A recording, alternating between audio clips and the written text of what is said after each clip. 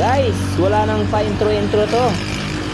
Wala nang pa-intro-intro kasi excited na kami na mapuntahan ang Casa Peregrine Restaurant and Resort. Ayun. Ito talaga, pagka walang ginagawa, pasyal-pasyal din ko may time. Nandito na kami guys sa entrance ng Casa Peregrine. Siyempre, bago ka makapasok, kailangan mo magbayad. Paano ba ang pagbayad? 50 pesos ang entrance, 0 to 2 years old, libre. Ayan. Bukas ito sa araw-araw mula alas 6 ng umaga hanggang alas 8 ng gabi. Ayun. At pwede rin dito mag-overnight. Yan. At paalala, bawal na bawal magdala ng inumin at pagkain dahil mayroon silang tinda dito sa loob.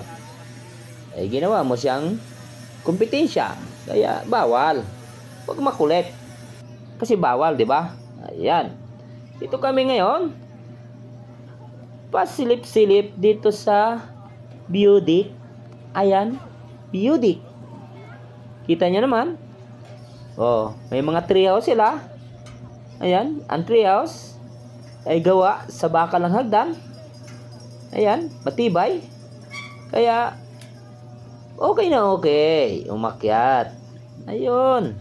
Dito sa Beaudic na inakyatan namin, napakaganda. Mapapawaw ka talaga sa ganda. Kasi kita mo ang buong La Casa Peregrine. Ayan. Oh, ang dami nilang treehouse. Oh, marami ka rin makikita.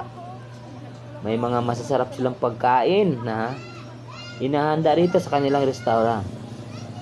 Ayan, kaya no need na magdala ng mga pagkain talaga. Ayan guys, oh, tingnan nyo. Ang ganda ng tanawin. Yun nga lang, hindi kami pinalad kasi pagpunta namin medyo masama ang panahon. Kaya ito ang naging resulta. Kukunti ang tao. Tsaka medyo makulimlim. Pero okay lang. Nawala naman yung aming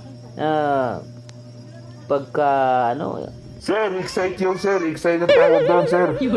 Kung ma-excite ka, at least narating na namin. Hindi na kami makikinig na lang sa mga kwento-kwento na ganito doon. Ayan. Ito na. Ito na yung katotohanan na narating na namin itong sinasabi nilang Casa Peregrine. At ito guys, makikita nyo dito ang magjowa.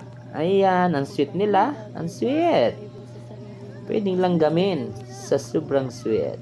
Ayan. So, paano yan guys? Ganun na lang muna.